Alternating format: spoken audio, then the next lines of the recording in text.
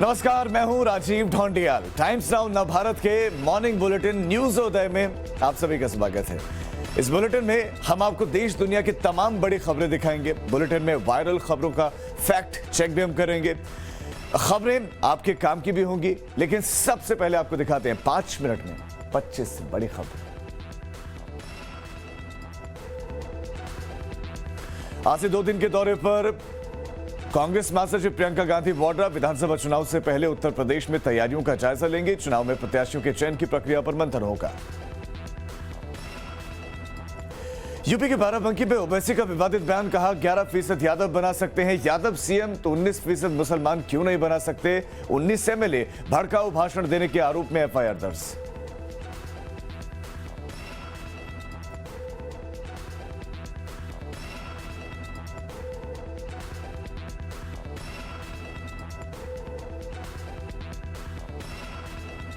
CM Yogi Adityanath और अखिलेश यादव के बीच में छिड़ा ट्विटर वॉर। मुख्यमंत्री योगी आदित्यनाथ के ट्वीट पर अखिलेश यादव ने किया तंज। मुख्यमंत्री योगी आदित्यनाथ ने लिखा, हमने कैसा जीवन जिया ये महत्वपूर्ण। अखिलेश यादव ने जवाब में कहा, हमारी वजह से लोगों ने कैसा जीवन जिया ये महत्वपूर्ण। आज जम्मू में कार्यकर्ता से मिलेंगे राहुल गांधी। कल माता वैष्णो देवी के दर्शन किए। यात्रा के दौरान बच्चों के साथ सेल्फी ली।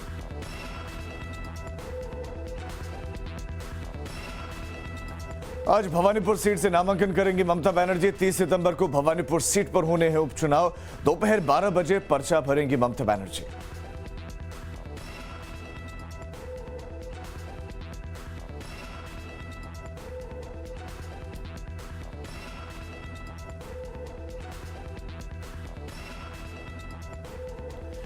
पीएम मोदी की अगुवाई में हुआ 13वां ब्रिक्स शिखर सम्मेलन। प्रधानमंत्री नरेंद्र मोदी ने कहा कि ब्रिक्स ने आतंकवाद विरोधी प्लान को अपनाया। सम्मेलन में ब्राजील, रूस, चीन और दक्षिण अफ्रीका के राष्ट्रपति शामिल हुए।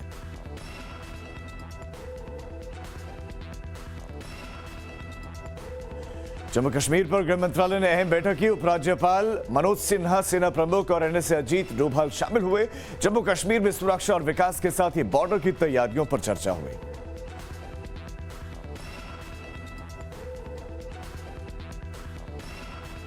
ठाणे की बीजेपी इंटेलेक्चुअल सेल ने जावेद अख्तर के खिलाफ पुलिस में शिकायत दर्ज कराई। पुलिस कमिश्नर को चिट्ठी लिखी। जावेद अख्तर ने आरएसएस की तुलना तालिबान से की थी।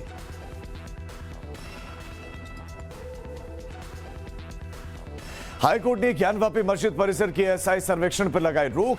वाराणसी सिविल कोर्ट ने 8 अप्रैल को सर्वेक्षण करने का दिया था फैसला।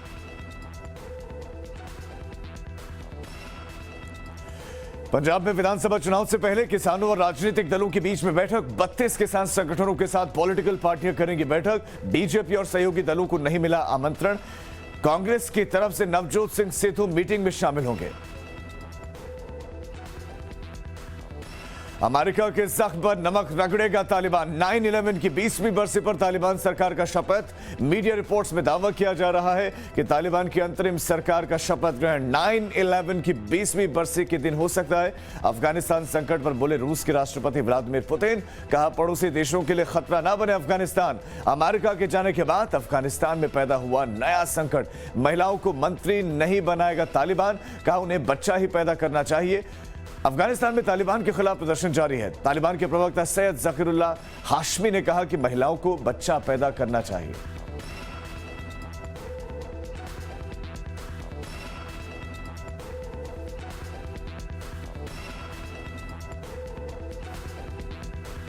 अमेरिका के जख्मों पर तालिबान छिड़केगा नमक। 9/11 हमले पर बरसी पर तालिबान की अंतरिम सरकार का शपथ ग्रहण समारोह। 9 सितंबर को 9/11 हमले की बरसी है।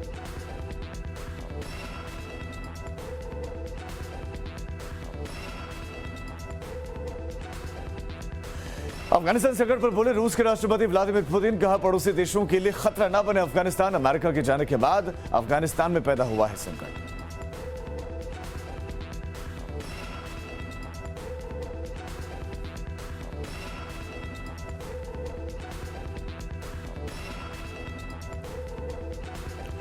अफगानिस्तान से अमेरिका की वापसी के बाद काबुल से पहली कमर्शियल फ्लाइट हुई रवाना। कई अमेरिकियों समेत 200 विदेशी नागरिकों को लेकर फ्लाइट कतर पहुंचा।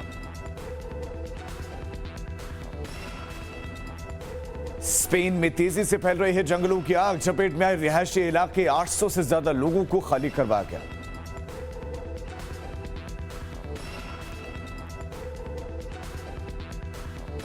महाराष्ट्र सदन घोटाले में राज्य के मंत्री छगन भुजबल को मिली बड़ी राहत। मुंबई सेशन कोर्ट ने दी क्लीन चिट। भुजबल को बरी किए जाने पर एसीबी अंजलि दमानिया जाएंगी हाईकोर्ट। एंटीलिया विस्फोटक केस में एनआईए की चार्जशीट में कई खुलासे। चार्जशीट के मुताबिक एंटीलिया के बाहर विस्फोटकों से भरी कार पार्क होने के थोड़ी देर के पहले सचिन वाजे और अनिल देशमुख की मुलाकात हुई थी।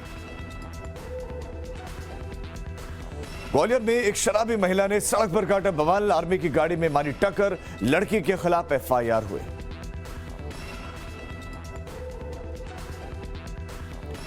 मध्य प्रदेश के रतलाम में टोल प्लाजा पर महिलाओं का जबरदस्त हंगामा। टोल फीस नहीं देने पर अड़ी महिलाएं, टोल कर्मचारियों के साथ बदसलूकी की। हंगामा करने वाली महिला पार्षद बताई जा रही है। आंध्र प्रदेश के गुंटूर में पति के सामने महिला के साथ गैंगरेप के बाद लूट की वारदात, पुलिस ने 4 आरोपियों को गिरफ्तार किया।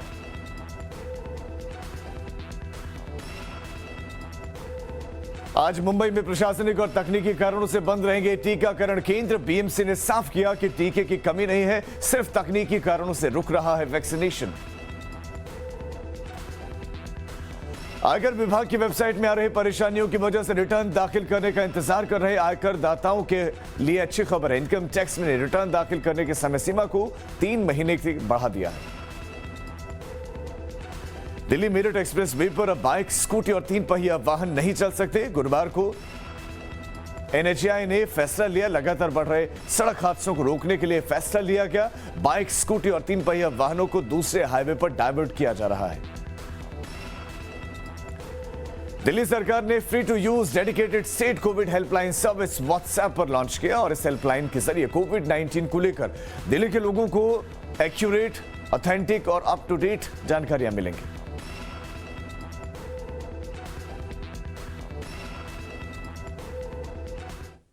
पच्चीस बड़ी खबरें आपने देखी। अब आगे बढ़ते। उत्तर प्रदेश में जैसे जैसे चुनाव नजदीक आ रहे हैं वैसे वैसे सरगर्मियां भी तेज होती जा रही हैं।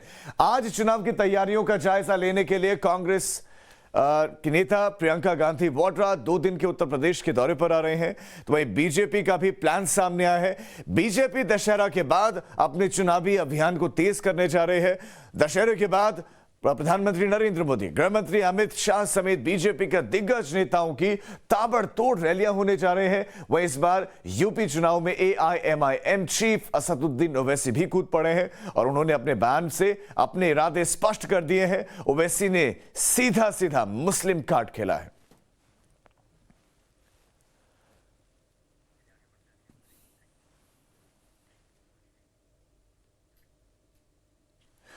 और एक बड़ी खबर इस वक्त आपको देते, बाराबंकी में ओवैसी के खिलाफ एफआईआर हो गई है। असदुद्दीन ओवैसी के खिलाफ एफआईआर हो गई है और भड़काऊ भाषण देने पर यह एफआईआर दर्ज की गई है। दरअसल कोविड नियमों का उल्लंघन किया गया और उसी के बाद शिकायत दर्ज की गई है। नगर कोतवाली में असदुद्दीन ओवैसी के खिलाफ यह एफआईआर हुई है। भड़काऊ भाषण दिया था जिसमें उन्होंने कहा था कि यादव मुख्यमंत्री बन सकता है जब 19% मुस्लिम 19 एमएलए नहीं बना सकते। और ओवैसी का एक लंबा चौड़ा बयान रहा। इस बीच में बाराबंकी में असदुद्दीन ओवैसी के खिलाफ एफआईआर दर्ज हो गई है। बड़ी खबर आपको इस वक्त दे रहे हैं। उत्तर प्रदेश में अब चुनावों से पहले राजनीति चरम पर है और असदुद्दीन ओवैसी का उत्तर प्रदेश का दौरा और इस बीच में उनका एक बयान, उन्होंने बयान दिया, भाषण दिया, उसको भड़काऊ भाषण कहा जा रहा है और एफआईआर असदुद्दीन ओवैसी के खिलाफ दर्ज हो गई। तो पिछले 3 दिनों से असदुद्दीन ओवैसी हुंकार भर रहे हैं, किसी को नहीं छोड़ा है। मुख्यमंत्री योगी आदित्यनाथ, प्रधानमंत्री नरेंद्र मोदी, अखिलेश यादव, मुलायम सिंह यादव, बीएसपी सब पर आग उगल रहे हैं। लेकिन बोलते बोलते असदुद्दीन ओवैसी हद पार गए और सीधे मंच से मुसलमानों का नाम लेकर उनको उकसाया गया। आपको सुनवाते हैं असदुद्दीन ओवैसी ने क्या कुछ कहा। अगर 11% यादव मुख्यमंत्री बना सकते तो क्या 19% मुसलमान अपने 19 एमएलए मजलिस के नहीं कामयाब कर सकते? मैं पैगाम दे रहा हूं उत्तर प्रदेश के 19% मुसलमानों को, अगर 11% यादव मुलायम सिंह यादव को, अखिलेश यादव को अपना मुख्यमंत्री बनाए तो क्या इस आने वाले चुनाव में 19% मुसलमान क्या मंदलिस के एमएलए को कामयाब नहीं कर सकते? करेंगे इंशाअल्लाह ताला। तो असदुद्दीन ओवैसी की चाहत दूसरी पार्टियों से सेकुलरिज्म का ज्ञान सुनना चाहते हैं, सेकुलरिज्म चाहते हैं, लेकिन खुद क्या कहते हैं आपने सुना। बहरहाल इस बीच में प्रियंका गांधी वाड्रा 2 दिन के उत्तर प्रदेश के दौरे पर आज लखनऊ पहुंच रहे हैं, जहां पर सलाहकार कमेटी और चुनाव कमेटी के साथ वो बैठक करेंगी। आगामी विधानसभा चुनाव में प्रत्याशियों के चयन की प्रक्रिया पर भी प्रियंका गांधी वाड्रा मंथन करेंगे। हर गांव कांग्रेस अभियान की जिलेवार समीक्षा करने वाली है प्रियंका गांधी वाड्रा। प्रशिक्षण से पराक्रम महाअभियान के पहले चरण पर चर्चा होगी और इसके अलावा अगले 1 महीने में चलने वाले कार्यक्रमों की रूपरेखा और रणनीति तय करने वाले प्रियंका गांधी वाड्रा अपने 2 दिनों के दौरे के बाद 11 सितंबर को रायबरेली भी जा सकती हैं। तो यूपी दौरा है प्रियंका गांधी वाड्रा का। प्रियंका गांधी वाड्रा कई कार्यक्रमों का हिस्सा बनने वाले हैं और मकसद यह है कि कांग्रेस पार्टी को कैसे मजबूत किया जाए। यूपी विधानसभा चुनाव के लिए बीजेपी ने भी कमर कस ली है। दशहरा के बाद यूपी चुनाव की जंग में बीजेपी मिशन मोड पर आने वाली है और जानकारी के मुताबिक प्रदेश में प्रधानमंत्री नरेंद्र मोदी, गृह मंत्री अमित शाह की 25 से ज्यादा जनसभाएं होंगी। राजनाथ सिंह, जेपी नड्डा करीब 50 सभाओं को संबोधित करेंगे। इसके अलावा मुख्यमंत्री योगी आदित्यनाथ और उनके मंत्री, विधायक प्रदेश में अपनी सरकार की उपलब्धियों को लगातार जनता के बीच में रखेंगे। सूत्रों के मुताबिक बीजेपी यूपी में माइक्रो लेवल पर मैनेजमेंट कर रही है। हर बूथ पर करीब 35 पन्ना प्रमुख बनाए जा रहे हैं। प्रदेश की सभी 403 विधानसभा सीटों पर जल्दी ही प्रभारियों की नियुक्ति होने जा रही है। राज्यसभा सांसदों, विधान परिषद के सदस्यों, बोर्ड और कमीशन के चेयरमैन, वाइस चेयरमैन और वरिष्ठ नेताओं को विधानसभा सीटों का प्रभारी नियुक्त किया जाएगा। इन प्रभारियों का काम होगा कि वो विधानसभा सीटों के संगठन के सभी काम और प्रदेश ऑफिस के साथ समन्वय की जिम्मेदारी संभालें। इन प्रभारियों का फीडबैक बेहद महत्वपूर्ण होगा। तो बीजेपी की क्या तैयारी है, बीजेपी की क्या प्लानिंग है, वो हम आपको बता रहे हैं। मिशन यूपी है और इसके लिए बीजेपी की है कि माइक्रो लेवल पर मैनेजमेंट किया जाए। पन्ना प्रमुखों की को तैनाती और उनको कुछ विशेष जिम्मेदारियां दी गई हैं। राज्यसभा सांसदों से लेकर विधायकों तक सब उपलब्धियों को जनता के बीच में रखेंगे। लेकिन चुनाव की तैयारियों के बीच वार पलटवार का दौर भी शुरू हो गया। उत्तर प्रदेश के मुख्यमंत्री योगी आदित्यनाथ ने एक ट्वीट किया और उन्होंने लिखा कि हम जीवन में कितने दिन जी रहे हैं ये महत्वपूर्ण नहीं है, हमने कैसा जीवन जिया ये महत्वपूर्ण है। ये एक सामान्य ट्वीट था, लेकिन अखिलेश यादव ने इसे भी राजनीतिक लड़ाई का मसला माना और उन्होंने बिना किसी को टैग किए लिखा, महत्वपूर्ण ये नहीं है कि हमने कैसा जीवन जिया, महत्वपूर्ण ये है कि हमारी वजह से लोगों ने कैसा जीवन जिया। ये दोनों ट्वीट आपके सामने। पहले मुख्यमंत्री योगी आदित्यनाथ ने एक ट्वीट किया और दूसरा ट्वीट फिर अखिलेश यादव ने इसको आगे बढ़ाते हुए और इस पर टीका टिप्पणी करते हुए ट्वीट किया है। तो बीजेपी की तरफ से अखिलेश यादव के इस ट्वीट पर भी अब हालांकि निशाना साधा जा रहा है।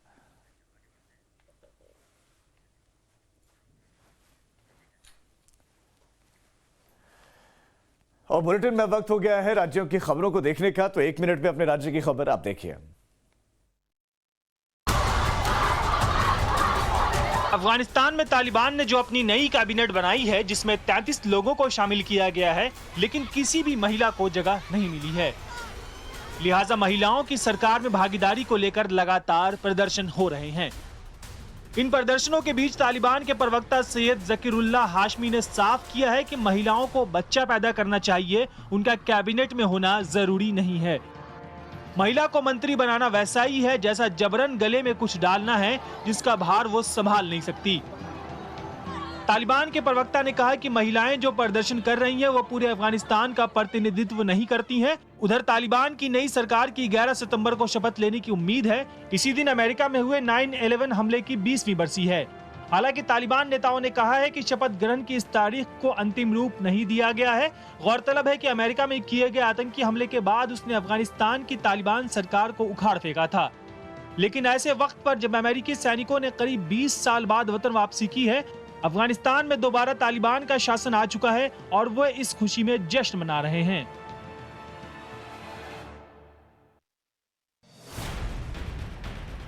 यूपी विधानसभा चुनाव 2022 के लिए बीजेपी ने कमर कस ली है। दशहरे के बाद यूपी चुनाव की जंग में बीजेपी मिशन मोड में आने वाली है। जानकारी के मुताबिक प्रदेश में पीएम मोदी और गृह मंत्री अमित शाह की 25 से ज्यादा जनसभाएं होंगी। राजनाथ सिंह, जेपी नड्डा करीब 50 चुनावी जनसभाओं को संबोधित करेंगे। इसके अलावा सीएम योगी और उनके मंत्री विधायक प्रदेश में अपनी सरकार की उपलब्धियों को लगातार जनता के बीच रखेंगे। सूत्रों के मुताबिक बीजेपी यूपी में माइक्रो लेवल पर मैनेजमेंट कर रही है। हर बूथ पर करीब 35 पन्ना प्रमुख बनाए जा रहे हैं। प्रदेश की सभी 403 विधानसभा सीटों पर जल्द ही प्रभारियों की नियुक्ति होने जा रही है। राज्यसभा सांसदों, विधान परिषद के सदस्यों, बोर्ड और कमीशन के चेयरमैन, वाइस चेयरमैन और वरिष्ठ नेताओं को विधानसभा सीटों का प्रभारी नियुक्त किया जाएगा। इन प्रभारियों का काम होगा कि विधानसभा सीटों के संगठन के सभी काम और प्रदेश ऑफिस के साथ समन्वय की जिम्मेदारी संभाले। इन प्रभारियों का फीडबैक काफी महत्वपूर्ण होगा।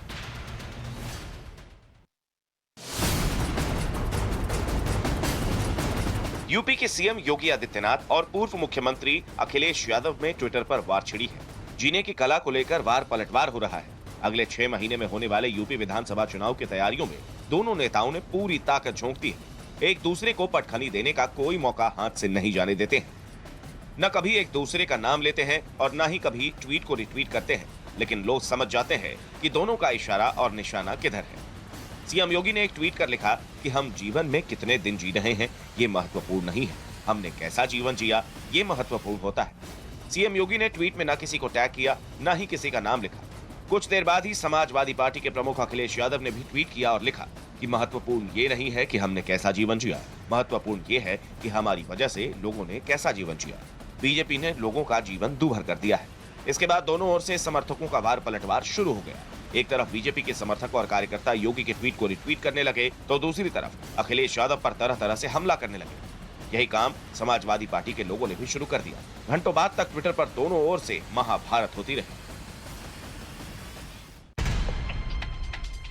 दिल्ली एनसीआर में वायरल फीवर तेजी से पांव पसार रहा है। अस्पतालों में वायरल डेंगू और स्वाइन फ्लू से पीड़ित बच्चों की संख्या बढ़ रही है। कई अस्पतालों के ओपीडी में वायरल के मामले 50% से ज्यादा सामने आ रहे हैं। दिल्ली के चाचा नेहरू अस्पताल में बीमार बच्चों की भीड़ है। माता पिता बच्चों को दिखाने के लिए पर्ची के इंतजार में खड़े हैं। ओपीडी मरीजों से भरी है। डॉक्टर भी मरीजों की बढ़ रही संख्या से चिंतित हैं। डॉक्टर के मुताबिक वायरल बुखार के मामले ऐसे समय में बेहद चिंताजनक हैं जब राज्यों में कोरोना के केसों में भी उछाल देखने को मिल रहा है। यूपी में भी हालात चिंताजनक हैं। हर शहर के अस्पतालों में बुखार से बच्चे करहा रहे हैं। अस्पतालों में बेड कम पड़ गए हैं। खासकर पश्चिमी यूपी में हालात ज्यादा खराब हैं। हालांकि सरकारें एक्शन मोड में हैं और इस बीमारी से निजात पाने के लिए तमाम कोशिशें कर रही हैं। डॉक्टर्स की एक्सपर्ट कमेटी लगातार नजर बनाए हुए है। इसके साथ ही लोगों से सफाई बरतने और आसपास मच्छरों को न पनपने देने की अपील की जा रही है।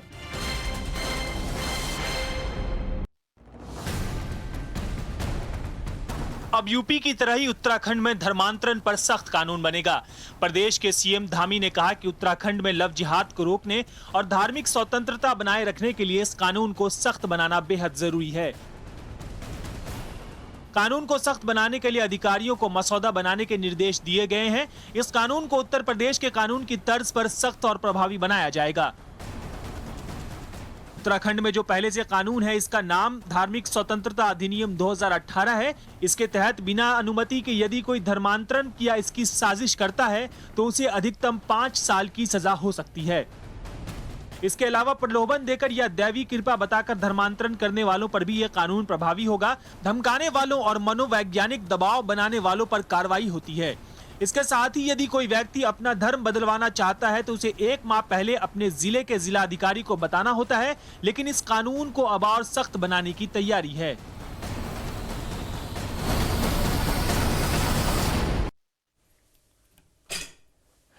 सोशल मीडिया पर सेना के जवान का वीडियो तेजी से वायरल हो रहा है, जिसमें दावा किया जा रहा है कि कोरोना वैक्सीन लगाने के बाद सेना के जवान ट्रेनिंग के दौरान बेहोश होकर गिर रहे हैं। क्या है इस वीडियो की हकीकत? देखिए टाइम्स नाउ नवभारत के फैक्ट चेक सेगमेंट में।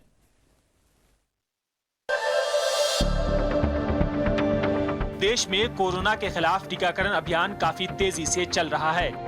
अब तक 71 करोड़ से अधिक कोरोना के टीके लगाए जा चुके हैं। हालांकि कुछ जगहों पर अभी भी लोग वैक्सीन से दूरी बना रहे हैं। वैक्सीन को लेकर कई तरह की अफवाहें फैला रहे हैं। कई जगहों पर यह अफवाह फैली हुई है कि टीका लगवाने के बाद लोगों की मौत हो जा रही है। इससे लोग काफी डरे हुए हैं और टीका लगवाने से हिचक रहे हैं। इसके अलावा भी वैक्सीन को लेकर कई फर्जी दावे हैं जो सोशल मीडिया पर घूम रहे हैं और लोग उन पर आंख मूंद कर भरोसा कर रहे हैं। ऐसा ही वीडियो एक सोशल मीडिया पर तेजी से वायरल हो रहा है, जिसमें सेना का एक जवान बेहोशी की हालत में जमीन पर गिरा दिख रहा है और कुछ जवान उसके सीने को दबाकर सीपीआर देते हुए नजर आ रहे हैं। दावा किया जा रहा है कि कोरोना वैक्सीन लगवाने के बाद जवानों ने ट्रेनिंग के दौरान दौड़ना शुरू किया तो कई जवान बेहोश होकर गिर गए। सोशल मीडिया पर वायरल हो रहे इस वीडियो को देखकर हमें भी हैरानी हुई। हमारी टीम के सारे लोग वैक्सीनेटेड हैं। हमारी टीम के लोगों ने कोरोना के दोनों टीके लगवाए हैं, लेकिन हमारी टीम के किसी सदस्य को कोई परेशानी नहीं हुई। यहाँ तक कि टीका लगाने के बाद हम सभी का कॉन्फिडेंस लेवल हाई हो गया है। लिहाजा हमने इस वायरल वीडियो की पड़ताल शुरू की। वायरल वीडियो का की फ्रेम गूगल पर रिवर्स करने पर हमें ये वीडियो एक YouTube चैनल पर मिला, जिसमें वीडियो के टाइटल में लिखा है, ट्रेनिंग के दौरान आर्मी के 70 से ज्यादा सैनिक गर्मी से बेहोश हो गए। पड़ताल के अगले चरण में हमने चैनल पर मिले वीडियो की जानकारी से जुड़े कीवर्ड्स गूगल पर सर्च किए। सर्च रिजल्ट में हमें 21 और 22 अगस्त को पब्लिश हुई कई मीडिया रिपोर्ट्स मिली। इन मीडिया रिपोर्ट्स के मुताबिक पंजाब के पठानकोट के मामून मिलिट्री स्टेशन में ट्रेनिंग के दौरान 30 से ज्यादा जवान बेहोश हो गए। इनमें से एक जवान की मौत हो गई। सेना के एक वरिष्ठ अधिकारी के मुताबिक तेज गर्मी में ट्रेनिंग करने पर यह हादसा हुआ। पड़ताल के दौरान हमें भारत के प्रेस इंफॉर्मेशन ब्यूरो के सोशल मीडिया अकाउंट पर एक पोस्ट मिला, जिसमें वायरल वीडियो के दावे को गलत बताया गया। पीआईबी ने अपने पोस्ट में लिखा कि इस वीडियो का कोरोना वैक्सीन से कोई संबंध नहीं है। ट्रेनिंग के दौरान भीषण गर्मी और उमस के कारण जवान बेहोश हो गए थे। साफ है कि सोशल मीडिया पर वायरल वीडियो के साथ किया जा रहा दावा गलत है। वीडियो में दिख रहे सेना के जवान कोरोना वैक्सीन से नहीं बल्कि गर्मी और उमस के कारण बेहोश हो गए थे। टाइम्स नव भारत की टीम ने अपनी पड़ताल में सोशल मीडिया के दावों को गलत पाया। कोरोना से नहीं, सेना के जवान गर्मी से बेहोश हो गए थे।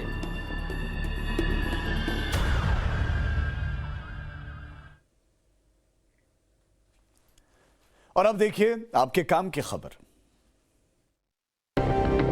टैक्स पेयर्स को राहत देते हुए central board of direct tax ने इनकम टैक्स रिटर्न दाखिल करने की लास्ट डेट एक बार फिर बढ़ा दी है। इससे टैक्स पेयर्स को असेसमेंट ईयर 2021-22 के लिए अपना ITR भरने के लिए और समय मिल जाएगा। आयकर विभाग ने ट्वीट करके जानकारी दी कि ITR और अलग अलग तरह की ऑडिट रिपोर्ट्स दाखिल करने की आखिरी तारीख बढ़ा दी गई है। ITR दाखिल करने की अब आखिरी तारीख 31 दिसंबर 2021 होगी। अभी तक ये 30 सितंबर 2021 थी।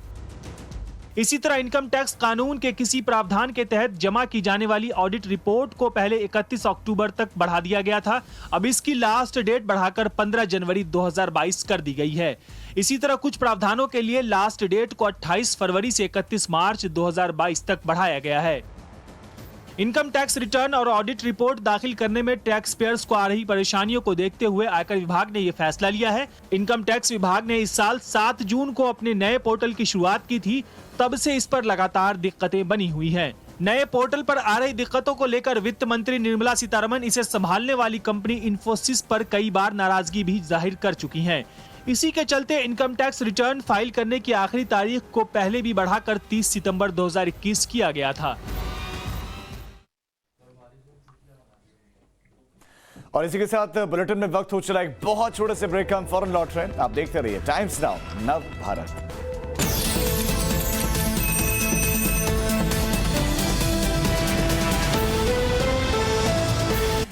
तो सुपरफास्ट अंदाज में आपने खबरें देखी। अब आगे बढ़ते हैं। जिस हाईवे पर आप हवा से बात करते हैं, अपनी गाड़ियां दौड़ाते हैं, उसी हाईवे पर आज भारतीय वायुसेना ने अपने लड़ाकू और मालवाहक एयरक्राफ्ट को उतारकर इतिहास रचा है। जहां पाकिस्तान बॉर्डर से कुछ ही दूरी पर राजस्थान के बाड़मेर और जालौर के बीच में भारतीय वायुसेना ने जबरदस्त शक्ति प्रदर्शन किया।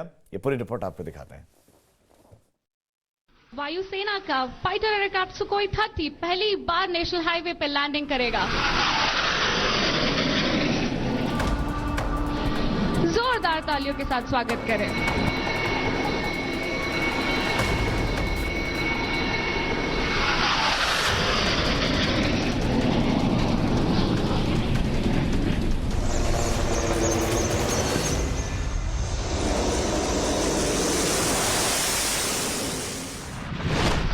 भारतीय वायुसेना के लड़ाकू विमान की गर्जना सुनकर यकीनन पाकिस्तान दहल गया होगा।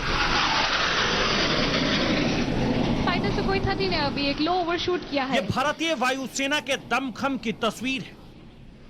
ये हाल के दिनों में देश का सबसे गौरवशाली दृश्य है। ये हर भारतीय का सीना चौड़ा कर देने वाला लम्हा है।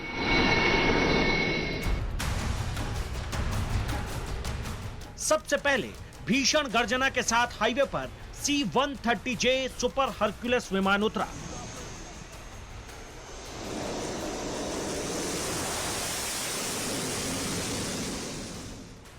एयरफोर्स के इसी विमान में रक्षा मंत्री राजनाथ सिंह और सड़क परिवहन मंत्री नितिन गडकरी भी पहुंचे। इसके बाद एक एक कर वायुसेना के 2 अत्याधुनिक लड़ाकू विमान जगुआर और सुखोई की लैंडिंग हुई। पाकिस्तान सीमा से सिर्फ 40 किलोमीटर की दूरी पर सुखोई जगुआर और C-130J सुपर हरक्यूलिस का हाईवे पर टच डाउन होना ऐतिहासिक पल तो है ही, बेजोड़ सामरिक दांव भी है। इंटरनेशनल बॉर्डर से आप जानते हैं कि यह स्थान बहुत ही नजदीक है, बहुत दूर नहीं है।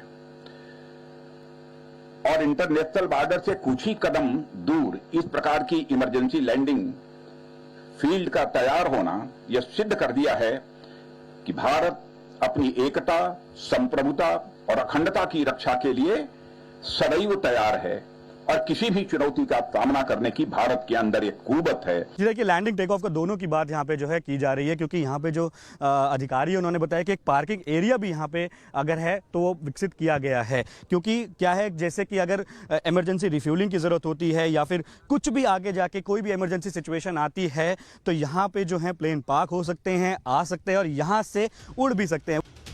देश का पहला नेशनल हाईवे 925A राजस्थान के जालौर के चितवाना में इमरजेंसी लैंडिंग फील्ड के रूप में विकसित किया गया है।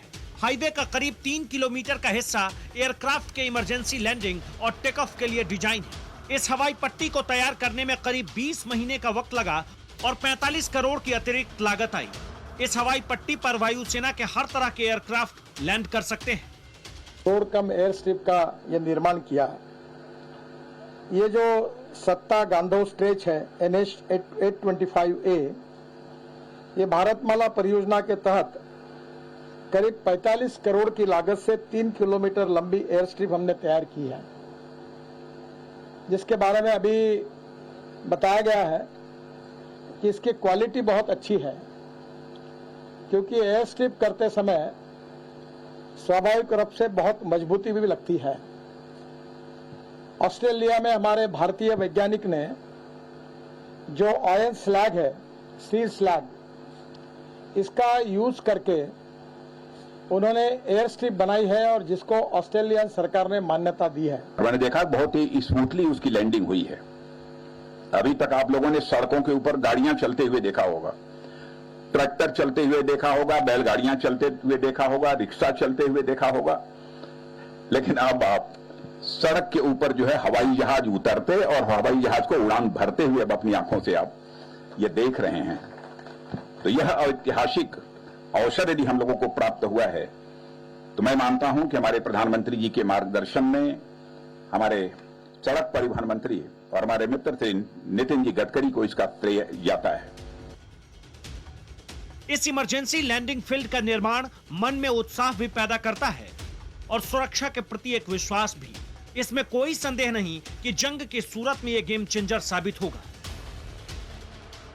एक्चुअली रिकॉर्ड समय में ये ELF तैयार की है, जिसमें हमने आज अपने ट्रांसपोर्ट और लड़ाकू विमान को उतारा है।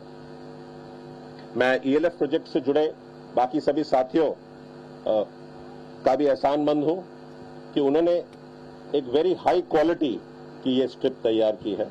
मैंने आपको देखा है कि इसमें और हमारी हवाई पट्टियों में कोई अंतर नहीं है। इनफैक्ट मैं ये भी कह सकता हूं कि ये हमारी पट्टियों से ज्यादा बेहतर देखी गई है हमने। भारतीय वायुसेना के सामने सिर्फ पाकिस्तान ही नहीं, चीन भी बड़ी चुनौती है। लिहाजा युद्ध के हालात में एक नहीं बल्कि 2-2 मोर्चों पर एक साथ लड़ने की तैयारी होनी चाहिए। पुख्ता तैयारी से देश महफूज रहेगा। हाईवे को हवाई पट्टी में बदलना निसंदेह सही दिशा में उठाया गया एक मजबूत कदम है।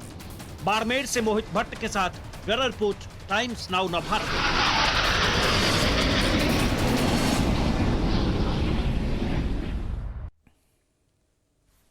बुलेटिन में अब वक्त है उन खबरों का जो सोशल मीडिया पर हिट है।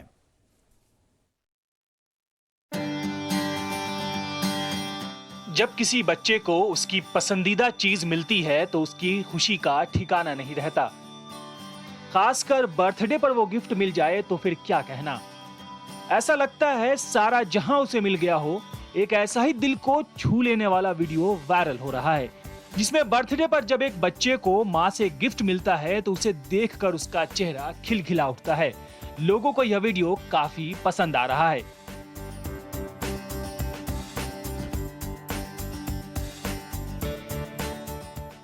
इस वायरल वीडियो में भी आपको कुछ ऐसा ही देखने को मिलेगा।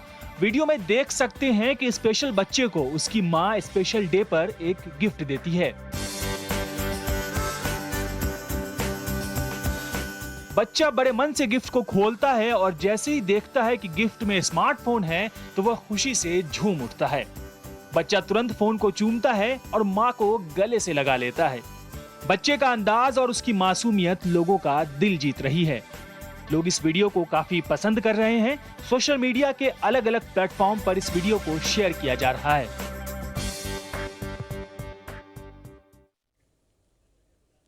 और इसी खबर के साथ इस बुलेटिन न्यूज उदय में फिलहाल इतना ही, लेकिन एक छोटे से ब्रेक के उस पार देखिए हेलो नव भारत।